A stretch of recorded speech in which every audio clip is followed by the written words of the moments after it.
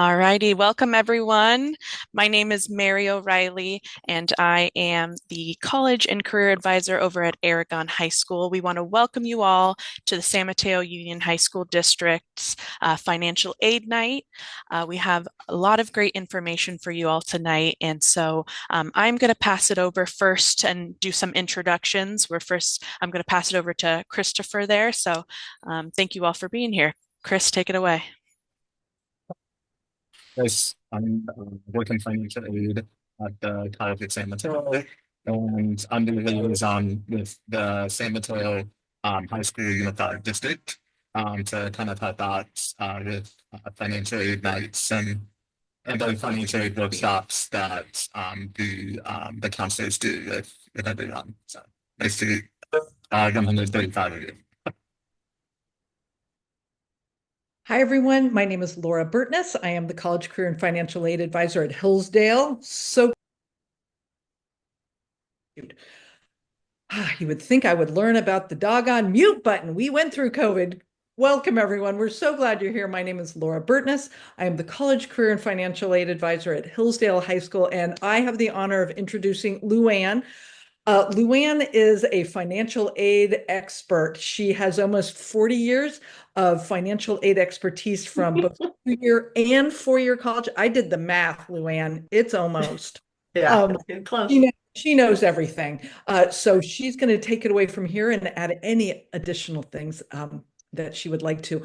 We will also be Chris and I will also be managing the Q&A along with Mary. So if you have questions, feel free to put them in there. Welcome, everyone. We're so glad you're here. Take it away, Luann. Thank you. Welcome, everyone. Please excuse my voice. I woke up with a sore throat a few days ago, kind of settled. It's a little cold is settling, and I'm going to do my best to get through this, as well as sipping water and trying to stay hydrated. Like Laura said, I've been doing this for quite a while. I've been retired now for about 3 years from the San Mateo Community College District.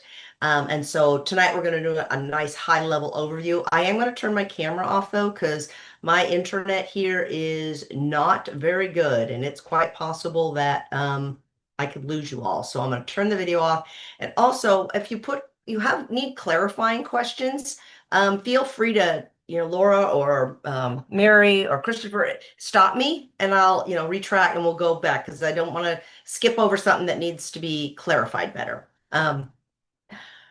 All right, so let's take a look at what we're going to talk about tonight, and we're going to look at the different sources of financial aid, both federal and state, that are available to students graduating from high school this year and next year and into the future, we hope. We're going to talk about which form you need to complete. There's a state form and a federal form. We're also going to take a high-level overview at the studentaid.gov account, which is also known as the FSAID. And I might say that more often because it's easier than studentaid.gov, but it's the same thing. And then particularly if you've got mixed status families, the student's a U.S. citizen and maybe the parent is undocumented, we'll take a look what happens in those situations. And then look at what are some special circumstances if you need to appeal for more financial aid because something has changed in your family situation since you actually completed the forms. We'll take a look at that. And then we will also wrap it up with how you can potentially go to a community college, particularly San Mateo County, the 3 schools in the district, for free, irregardless of your income. All right, so let's start with the different types of financial aid available. So there are a variety of types of aid coming from different sources, but we like to put them into 2 buckets, the self-help aid and the gift aid. So the gift aid is the free money, things that don't have to be paid back. So grants and scholarships fall into that bucket. Grants are usually need-based, based on the students and the family's income, assets. Scholarships can be generally based maybe on talent or merit, can be academic or artistic, even athletic, but a lot of them also look at financial need as well. And then self-help aid is just that. You've got to do something to get it. So if you take out a student loan, then you have to repay it. If you accept federal work study from the college, then you have to find a job and work and earn a paycheck. So those are things you have to do with. They're not given to you. But work study programs, if you see that on your award letter, I would strongly encourage the students to accept it particularly if they don't have a job going into college, because it allows them to work on campus, earn some money, get work experience, as well as connect with faculty and staff. And there's also the variety of different types of low interest educational loans. There's federal loans, there's private loans, there's student loans that, don't require repayment until 6 months after they graduate, parent loans that have a little bit more flexibility whether you pay now or later. And there are several sources. You don't have to apply just to one source. The federal government provides the largest pool of money for education. The state of California has amazing grant programs. We'll talk about those. And then the colleges and universities themselves, particularly if you're applying to a private college, has their own institutional money. You don't have to limit yourself to one. You can apply to everything. There's private agencies and companies and foundations that give out scholarships, and even the parents, if you're working in an agency that provides scholarships, then students, you definitely want to apply for those. And it could be nursing, teaching, even an ethnic background. I know my niece applied to the Colombo Club, which is an Italian American club in Oakland, since we're Italian Americans, to see if she could get some money. So there's a variety of places that you can do. And towards the end, we'll look at some legitimate, reputable scholarship searches that you can rely on as well.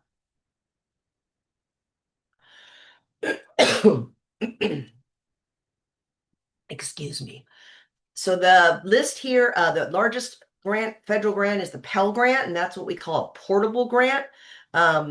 Meaning if I qualify for the maximum amount this year of $7,395 going to school full-time, that's a full-time grant for both fall semester, spring, or 3 quarters. I get the same amount whether I'm going to CSM or whether I'm going to Stanford. So whether I'm going to University of New York or whether I'm going to Georgia Tech, it's same amount goes to any college.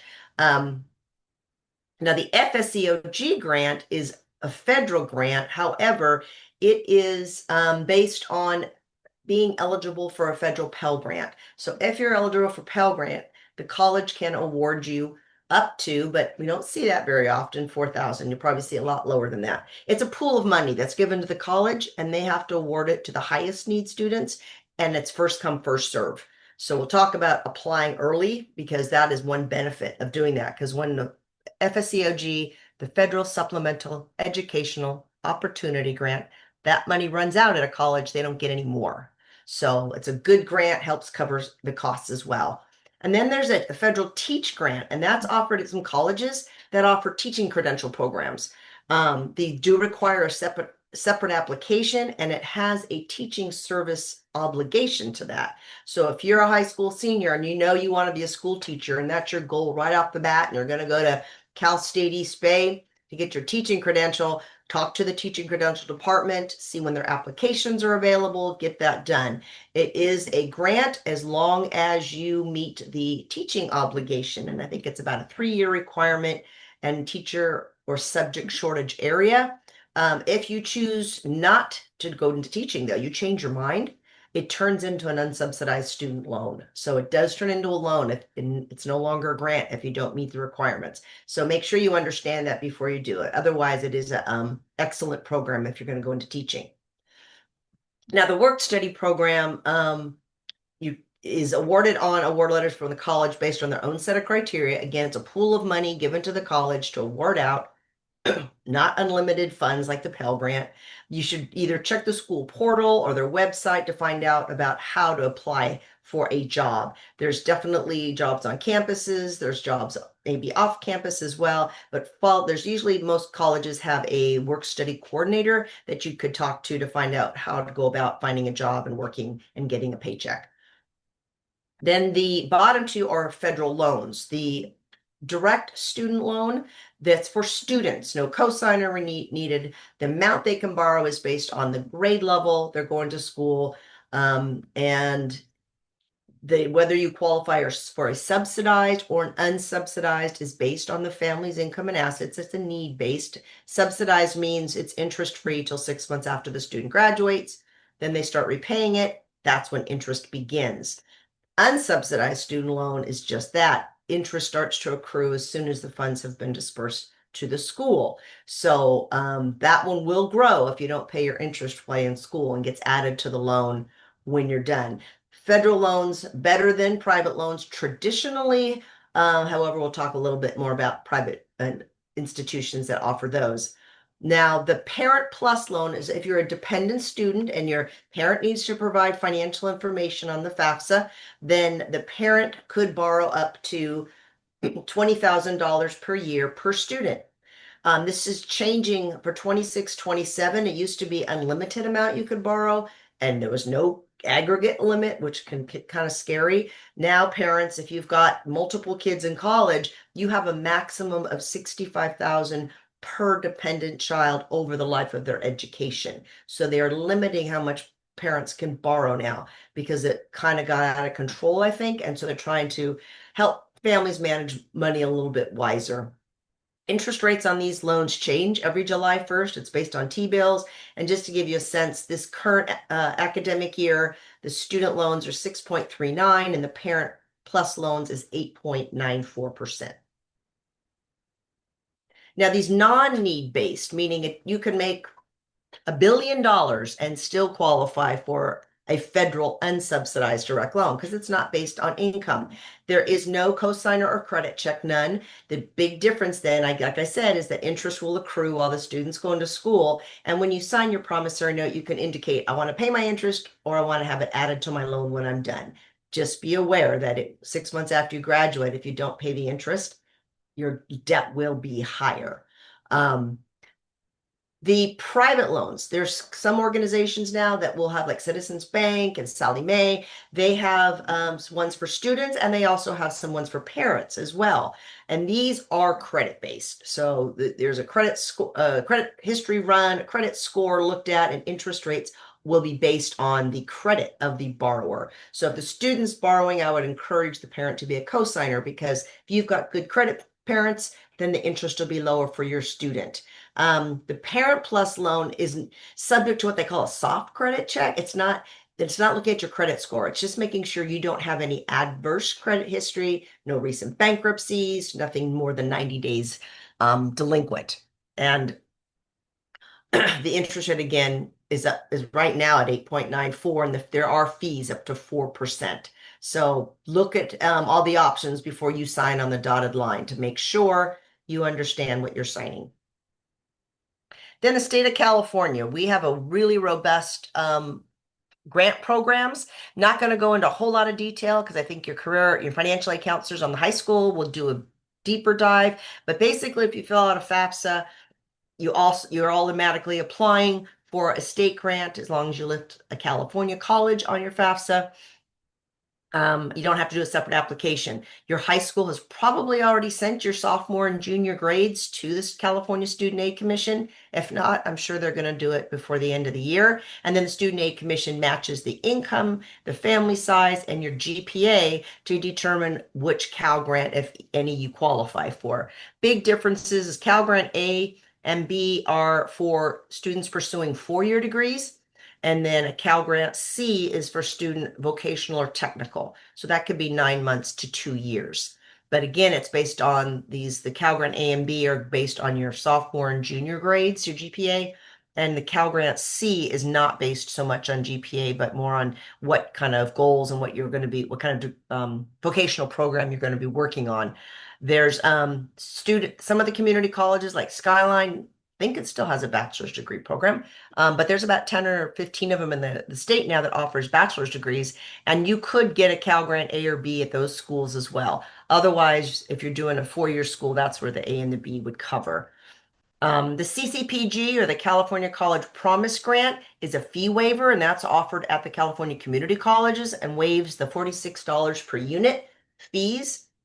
Again, all you have to do is the FAFSA or the California Dream Act application. You don't need to do an additional one if you do one of those. The middle class scholarship, that is if you're going to a UC or CSU.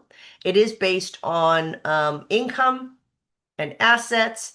And I believe this year the current income and asset ceiling is $217,000. So if the family makes below that, and they're admitted to a UC or CSU, then you would qualify perhaps for the middle class scholarship. And that pays up to, I think, 40% of the cost of the fees. They look at all the other aid that's coming in, and then they cover up to the difference is kind of what it meets that gap is what it's intended to do.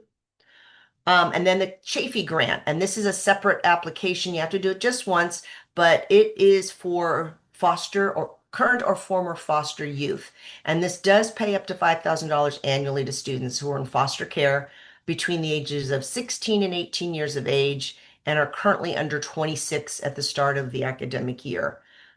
These programs are available to U.S. citizens, eligible non-citizens, or AB 540.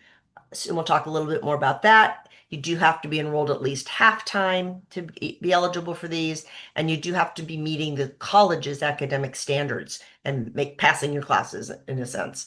And again, if you need more information and details, I'd encourage you to reach out to your college career financial aid advisor on your high school campus. Deadline for these is March 2nd each year, so make sure that you get that FAFSA or CADA application done prior to March 2nd. Oh, look at that. I had a fly-in. Then we'll talk more about what the FAFSA and the CADA is in case these are new. Financial aid has a ton of acronyms. And so again, if I'm going too fast or I'm throwing out acronyms you don't know and don't define them, put them in the chat and we'll define them for you.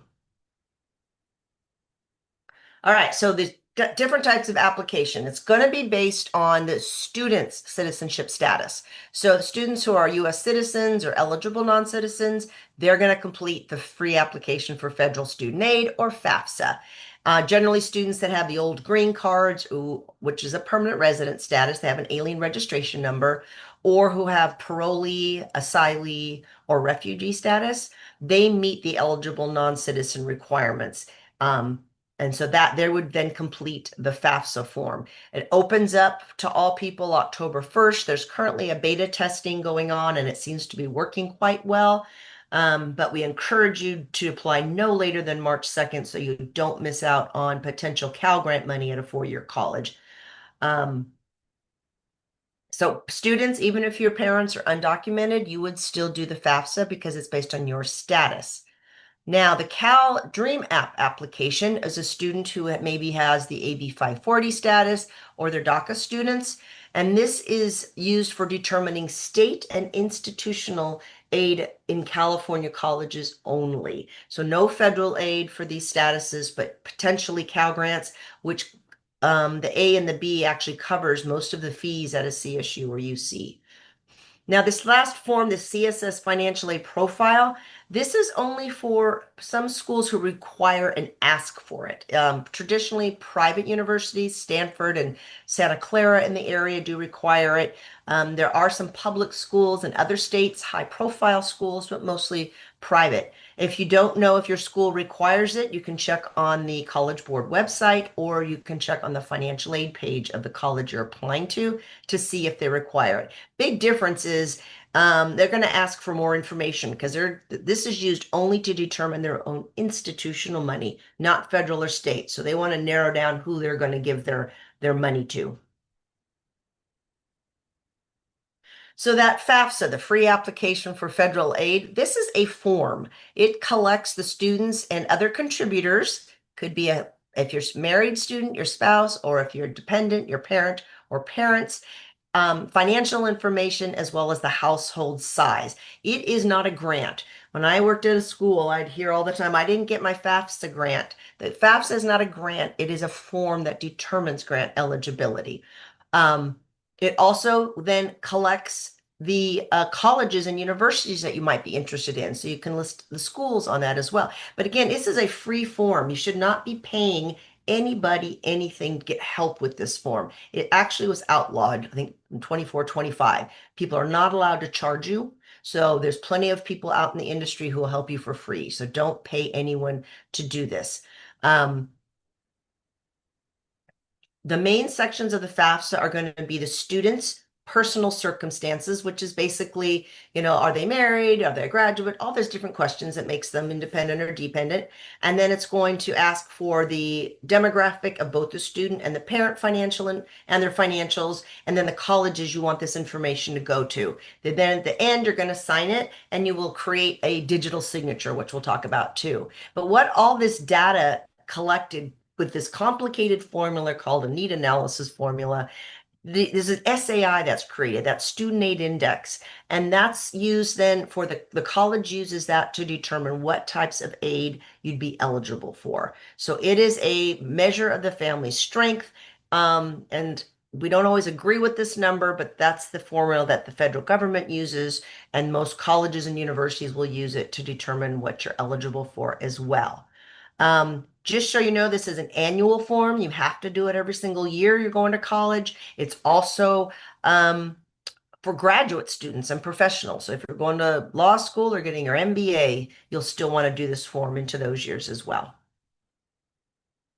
So you can go to fafsa.gov. However, it is going to take you to a different URL. It's studentaid.gov is the website that has all things federal financial aid. So currently you can still use it, but when you get to this application, I'd bookmark it for future years.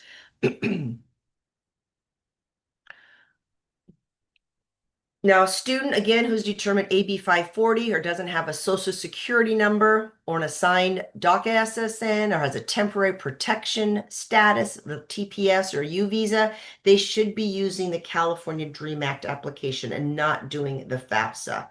Again, DACA and undocumented students could be eligible for state aid, just not federal. Now, if you're applying for colleges out of state, you need to check their websites. Cal grants cannot be paid outside of the state. They're only for California residents attending California colleges. So if you think another state might have state money, check to see what their requirements, check to see what additional forms they might need over and above the FAFSA. Now, what is this FSA ID or student.gov account? It is literally a digital signature. So this, once you create it, it's yours for life. You use the same one every year. Parents, if you've already created one for a student that's already in college, you don't do another one. You use that same one for all of your dependent children and for yourself if you go back to school. But it is yours for life. So the student needs one, they create their own, and then at least one custodial parent is going to need an FSA ID, and they should be creating their own as well. It's kind of like your PIN for your debit card. You don't share that with everybody. I would not share this FSA ID either, because in addition to signing the FAFSA form, you also signed promissory notes for federal loans. And so you don't want to have some surprise if someone's signing a loan for you that isn't what you wanted. So this is your own. Create it, save it, keep the password secure, and somewhere where you can remember it each year, because you have to use it every year to sign the application. This contributor that you see on the form, contributor is basically anybody who has to provide information on the FAFSA. So that would be the student as a contributor. If they're a dependent, it's going to be one or more parents as well. If the student's married, then that would be their spouse's information would be considered as a contributor as well. Now, most students come out of college, they're obviously going to be dependent for financial aid. So again, they create their own, and they can do this now. You can do it ahead of time. You do not need to wait until you do the FAFSA form. You just go to the studentaid.gov website, and it shows you how to create an account. If parents, if you are married or live together and not married, and file a joint tax return, then only one of you needs to create an FSA ID.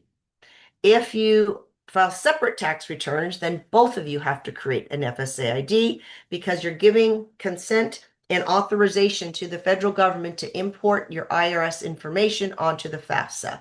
So if you have a joint return, all you need is one person giving permission. If you have two separate tax returns for married, then you will have to each have your own FSA ID so you can give permission to have that information pull over.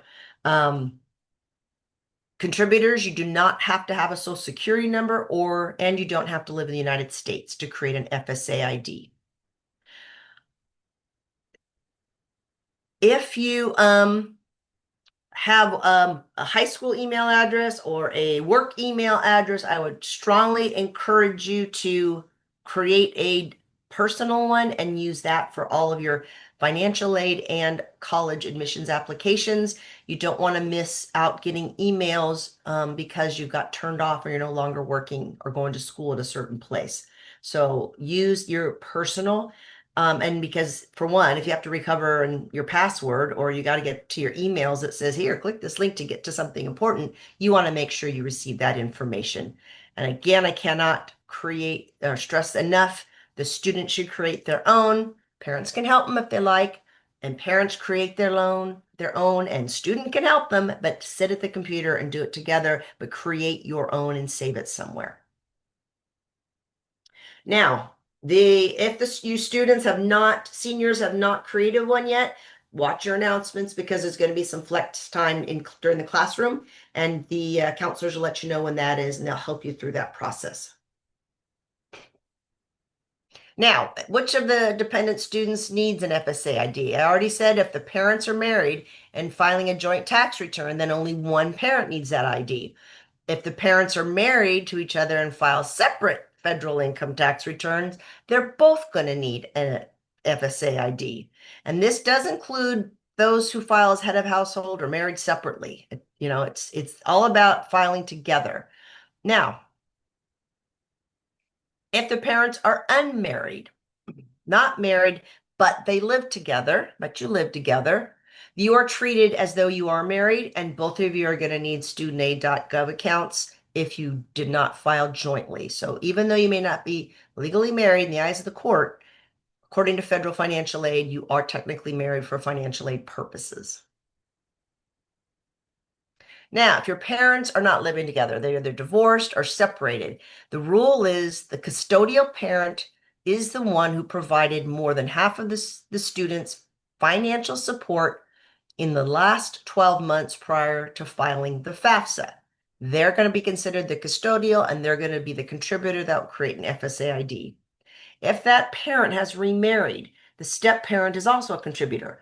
And it doesn't matter if they filed a joint tax return or not. If they filed jointly, then only the biological parent needs an ID. If they filed separately, they both need an ID. There are no prenuptial agreements. They're not recognized by the federal student aid. So it doesn't matter what you have, a court document that says, no, I'm not going to support my stepchild. They don't care. They want that financial information reported on the FAFSA.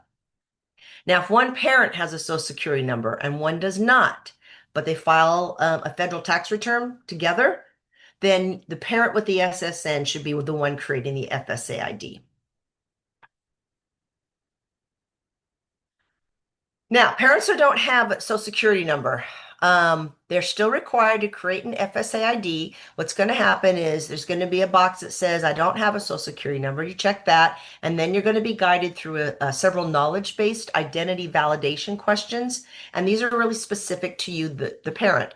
You're going to see one or more multiple choice questions generated by TransUnion to validate your identity.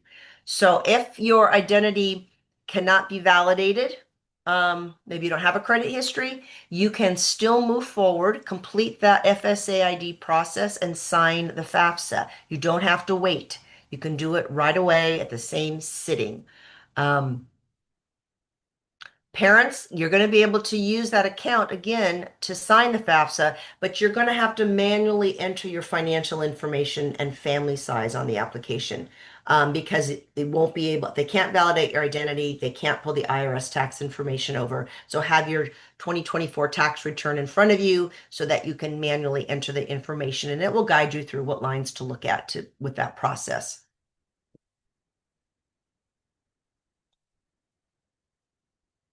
There is a parent wizard on the FSA website that helps to determine which parent information needs to be provided. So if you're in doubt and you're not sure how to look at it, it's really the contributing parent. That's the one that provides and will continue to provide more financial support. And it's not necessarily the parent that the student lived and lives with. I just saw an example come through where the mom that the student is living with doesn't have any income. So the the father is paying spousal support and child support.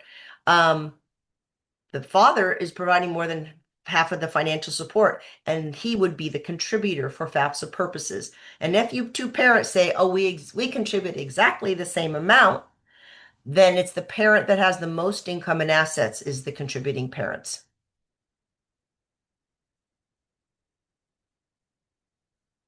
And again, if the parent is remarried as a date that they're completing the FAFSA, regardless if they filed in 2024 joint or not, both parents' information is required to be put on the form. You just won't be able to use the IRS direct data exchange tool.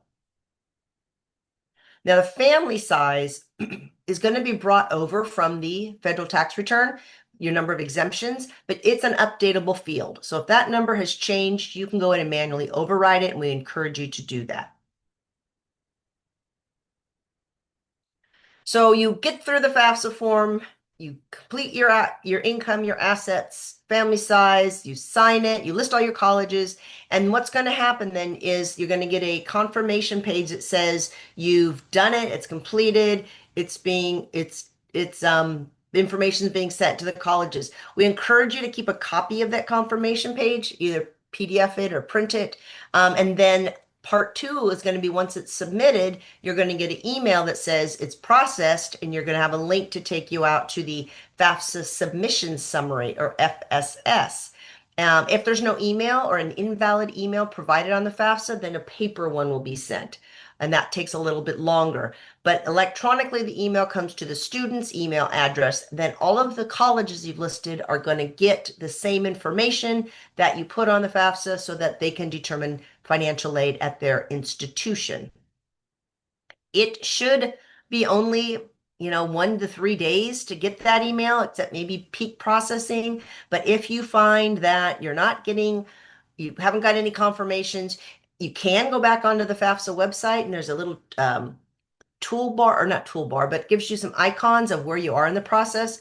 And if it's green check mark says submitted successfully, you're good. But if there's a little red thing, it says you need to do some more information, read that and follow up, because it's possible that you're missing something, which is why it never really got submitted, because both the student and the parent have to complete their own sections, sign it, and then they can submit it. You can't submit without all these signatures on there. Once students, you get that FSS, that summary, then you can actually go in, make corrections, changes if you need to. You can add additional colleges if you need to. There are spots for 20 schools to list.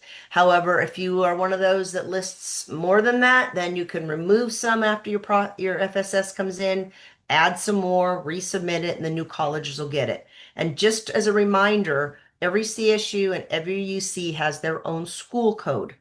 In addition, if you're applying to a community college that has more than one college, like San Mateo has 3 colleges in the district, I would encourage you to list all 3 of those school codes, because you might find yourself attending more classes at one school than another, depending on your major or availability. And so you don't want to have to add that school later. So list all of them. And also pay attention to the name of the school. UC San Diego is not the same as San Diego State University, and is not the same as University of San Diego. All 3 of them have different school codes. Keep a copy of that FSS. You can save that as a PDF as well, because 1, it confirms that you've got the information back, but 2, private scholarship agencies might require a copy because they want to prove excuse me, they want proof that you actually applied for financial aid, and that's one of their criteria. So I cannot stress students to check your email often.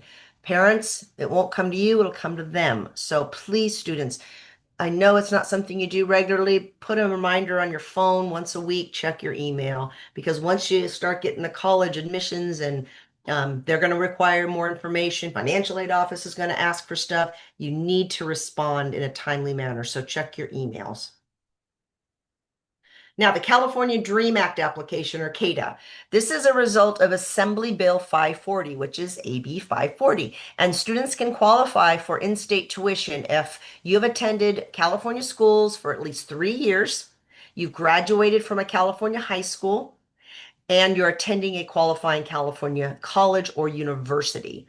So this application collects the exact same information as the FAFSA, but it's used to determine state aid only. So you will go to the Cal Dream App application. It's a different place to go apply for this through the California Student Aid Commission, and they determine Cal Grant eligibility. So when you're listing colleges on your FAFSA, make sure you list at least one California school. Even if your heart's set on going to UW, you don't want to go anywhere else, list one California school just in case something happens. You don't want to miss out on potential Cal Grant money just because you didn't list a school. And to do the DREAM Act, you go to caldreamact.org and you can start a new application for the 26-27 year. You complete your student profile, then students, you're going to create a user ID. That's all during the setup process, and that's what you'll use to sign the application. And it's pretty straightforward walking it through, but again, the same information that you would put on the FAFSA, you're going to put on this DREAM App application as well. Now, just a little more detail on that CSS profile. We've provided the link for you. But again, some of the colleges are going to ask for additional information. And this is through the College Scholarship Service, which is through the College Board. And it's, again, only used for institutional aid and some scholarship competitions. Not all private schools require it, but like Occidental, Caltech, Stanford, USC, Santa Clara, all the Claremont schools, they all require it. Outside of California, mostly Ivy League, but there are some public schools like Arizona State that also requires it. So check the CSS profile website to see if the school is listed, or go to the school's financial aid web page to see if they require it. There is a cost for this form, $25 for the initial registration and one college. And if it's sending it to multiple schools, then it's $16 for each additional college. If you as a family have qualified for the SAT fee waiver, or your parental income is under 100,000, or the student is in the orphan or ward of the court under 24 years of age, you can get a fee waiver for this as well. What this form does is ask for everything that the FAFSA does plus more. The FAFSA does not want you to report your home equity or your retirement accounts. That's not part of your assets. However, the profile can ask for that. If your parents are not married, they're separated or divorced, only one contributor needs to do the FAFSA. The profile can ask for both parents' financial information. So again, they can ask for more questions than the FAFSA does. And normally this form, it opens up October 1st, but check the school's website to make sure you don't miss early filing, because some schools have much earlier than other colleges. Now, I mentioned the Promise Scholars Program. This is a state program, and most community colleges, I'm pretty sure all of them by now, have some sort of version of this that waives the fees for students who may not qualify for anything else. But at the College of San Mateo, Cañada, and Skyline, there is a one application. And let's see, I think I've got more information on that, but you can also get more information from your advisor. Oh, here we go. So the first round deadline for this is April 15th. So for 26-27 academic year, it'll be April 15th, 2026, unless something changes. So always check the school's website and check with your counselor. So the big push for this program is you need to be a full-time student. So you got to take 12 units every semester, and you have to be working towards a degree or a certificate. You cannot just be taking classes. You have to be committed to completing that degree or transferring to a four-year in university. You got to do a FAFSA or a CADA application. But the other thing that they ask is that you attend a counseling, it is an academic counseling once a month. But you get 3 full years of support from this program if you qualify. And again, it's not based on income. So you can make $1 billion. I don't know if about $1 billion, but you can make a lot more than you could to get a Pell Grant, for example, to get your fees waived, the $46 per unit. But they also provide financial support for fee waivers, monthly incentives, and some book vouchers. And then this academic support Priority registration is huge. So if you get to register before every other student in the college, you have first dibs at classes that get impacted in full quickly. So the counseling, the tutoring are all part of the program. Again, the student has an obligation to do a financial aid form as well as go full-time, pass their classes, and move on either towards an AA certificate or transfer to a 4-year. These are scholarships. These are part of the gift aid. They do require more time, a little more research and for applying, but they can really pay off. The more free money you qualify for, the fewer loans you may need in the future.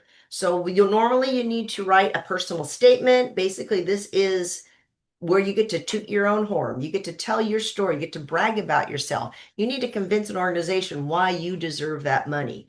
So that's an important thing. You have to be able to talk really highly about yourself. You also need usually 2 to 3 letters of a recommendation, and that can be from counselors, from teachers, if you're working, from your employer, a professional who can comment on your skills and abilities and potential. Not a sister, brother, mom, or dad, but a professional, can be a clergy person as well. Um, there are a lot of search engines out there, but these I'm showing you are all legitimate. The counselors have checked them all out. They're good. You also want to check each of the colleges you're applying to find out when their applications are due, because they can be all over the map as well. And you may not know where you're going yet, but don't miss a deadline just because you haven't narrowed it down. Apply for scholarships. If you get one and you don't go to that school, you can always say no, thank you. But if you don't make the deadline, then you have to wait another year to apply.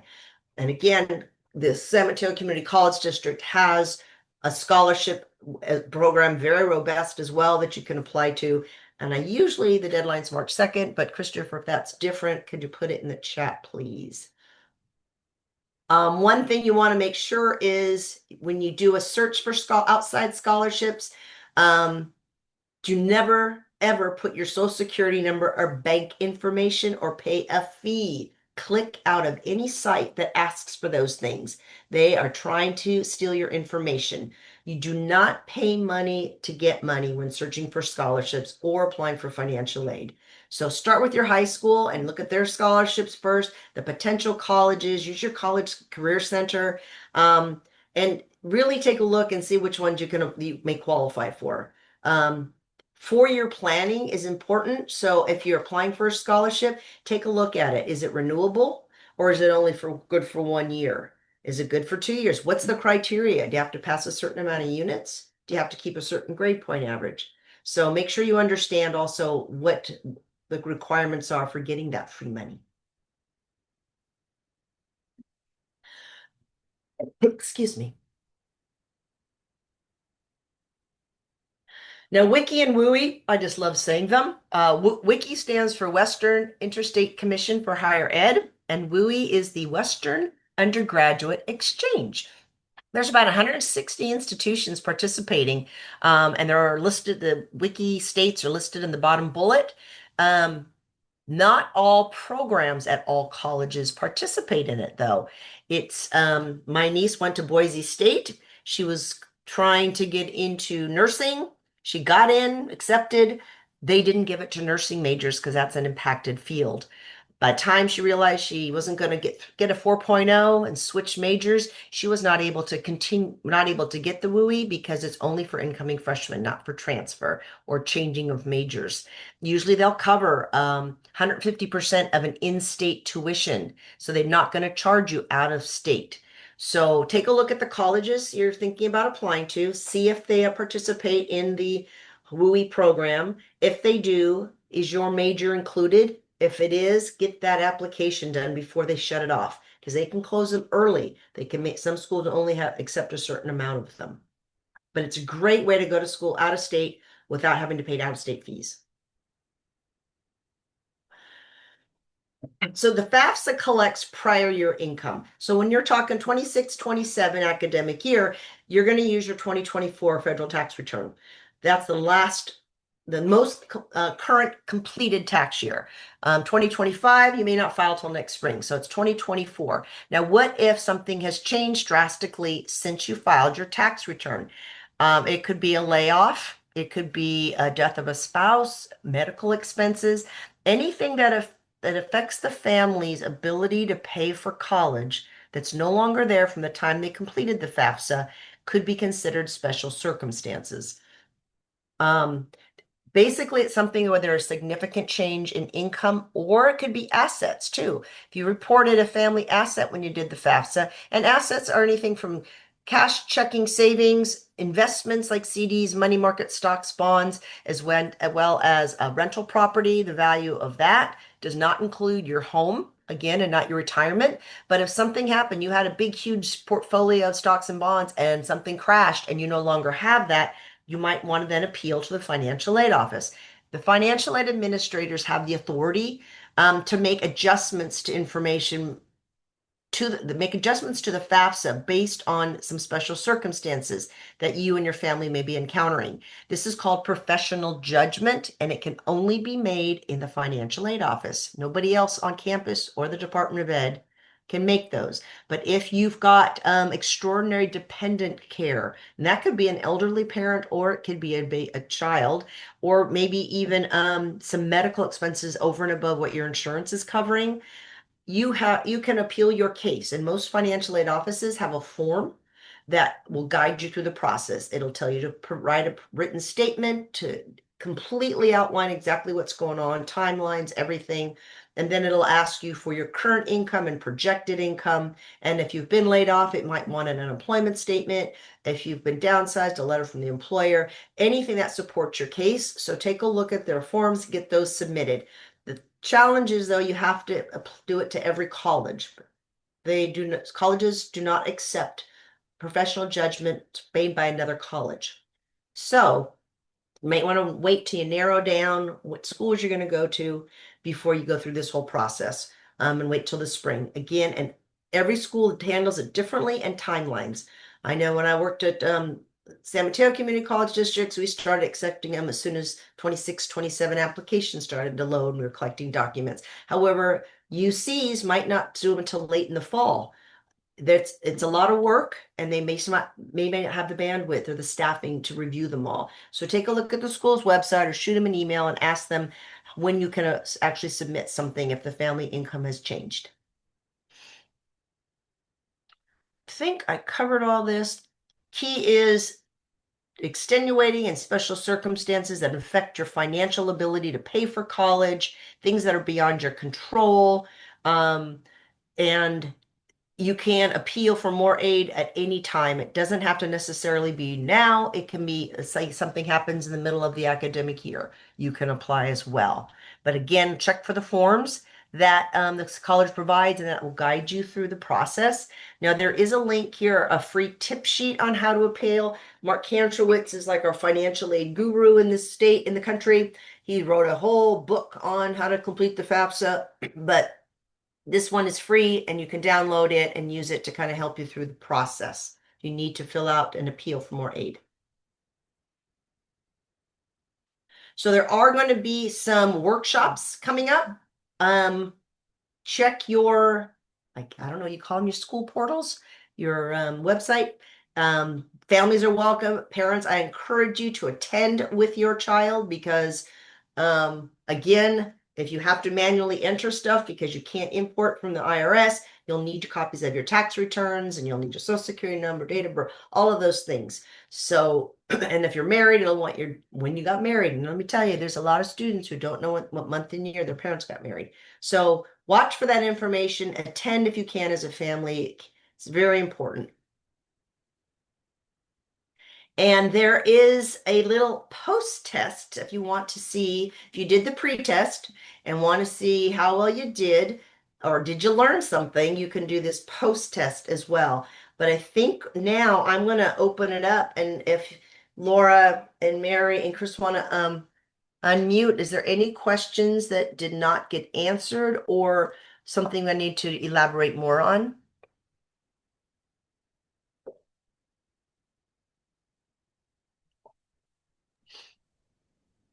Luann, can you go into a little detail? I'm trying to keep up in the Q&A, but with 529 accounts, Oh, yeah.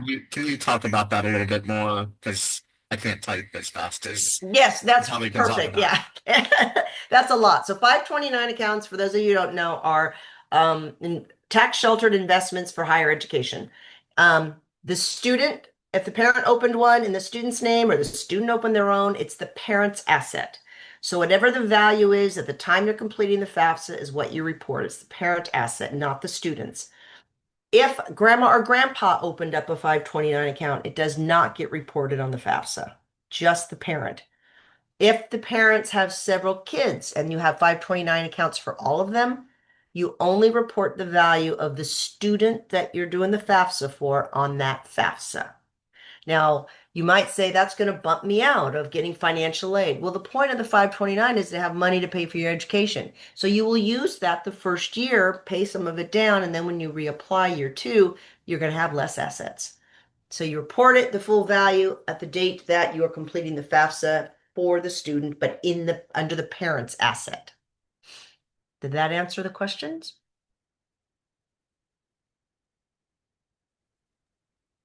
Believe so. I think there's another question that's suggested to ask.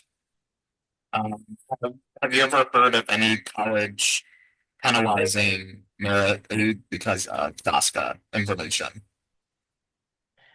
Penalizing the student because of FAFSA information? Is that the question? Yeah, like merit-based like awards or scholarships or anything else like that.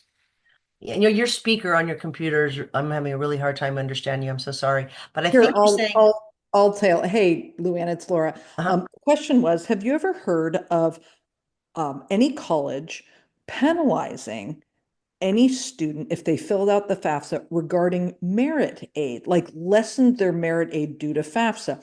My response was, no, I've never heard of that because FAFSA is used for uh, need-based aid and access to federal loans. Do you have anything to add to that? Well, I have heard of some schools, and I don't know if they can still do it anymore, like reducing your work study if you got a merit scholarship. Um, using making sure the student gets all their federal money first, then they fill in the gaps with the merit. I've heard of that happening, not removing it, but determining federal and state aid first and then filling in merit. They don't do merit first and then federal.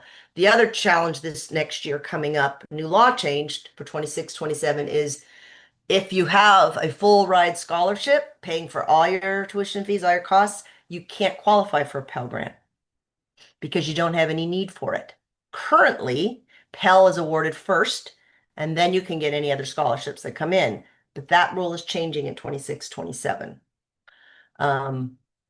The other piece is, I want to add on to that is like admissions. The admissions cannot see any of the financial information, so they can't base their acceptance based on which students qualify for what kind of aid. So those two branches of the university are separate. Did that answer the question, Laura? Yeah, I think so. Yeah, these new laws around Pell Grants are a little confusing. But yes, my understanding is that federal money is always given. Yep.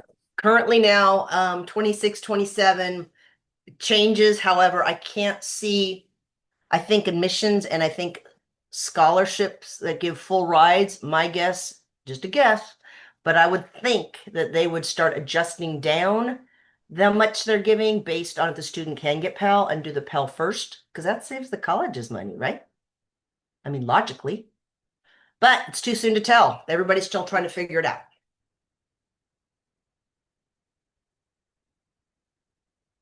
Any other questions out there? Well, I still have a voice.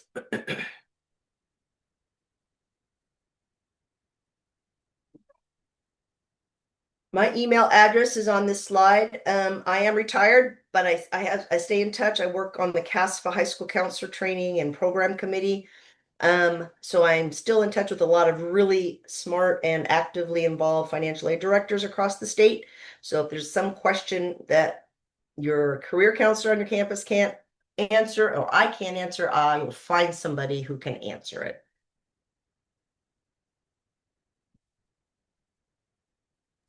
Luann, we have one more question. I think we have time for one more question, if that's okay. Oh, yeah. For the CSS profile, do the students have to set up their own profile, or do the parents need to set up an account? I hate these questions because I honestly have never done one. Um, I know the answer to oh, this. good. Laura, please. So the CSS profile is used by about 400 private and out-of-state public colleges throughout the United States. Your student can access that form through the College Board, and it's a main application that asks all the same questions. And does a student need a profile or the parents need, well, I think you need to go through the student profile and the CSS profile, but it's going to be the same main application. So the student has access, the parent has access. It's all one thing. I actually don't know if parents, like if parents want to keep that information private and not let students have Yeah, that's a good access. question. I would shoot an email to them, parent, if you're concerned, but my guess is the student would start the process, just like with the FAFSA, create your account first, and then the parents can complete their section. That's just a guess. If anybody has a better answer, I should probably find out. This is not the first time I've been asked this question. And also the other question was, I got at the last workshop, do they look at 529 accounts that grandma and grandpa opened up? And do you have to report it? And I thought, oh, that's an interesting question. I don't know the answer to that one either, because they're looking at any resource that it was a high school counselor who actually came up to me and said, my child has their grandparents opened up a trust to pay for college, and the profile is going to ask for that information. And I thought, oh, then that defeated the purpose of having, oh, it was her brother opened it instead of her. But they were going to want to know about any money that is set aside, no matter who has it, for the child. So they can ask more questions, obviously, because they're giving out their own money. But I'm going to ask about student profile setup first. Does a parent need to do one too? And I can get back to you. That's great, Luann. Well, we're at time, folks, so I think we will call this webinar to an ending. We just want to just remind folks that different high school sites will be hosting financial aid workshops. The first one we have coming up is Hillsdale High School on October 21st from 6 to 8 p.m. And the next one we have booked for that is at Cappuccino on December 2nd from 6 to 8 p.m. Does not matter what school site your child goes to, all families are welcome to attend these events regardless of their homeschool. So if you go to Aragon or Mills, you can attend the Hillsdale one or the Cappuccino one, and we will be continue to have these workshops in the new year as well. So please be on the lookout for our announcements about those workshops.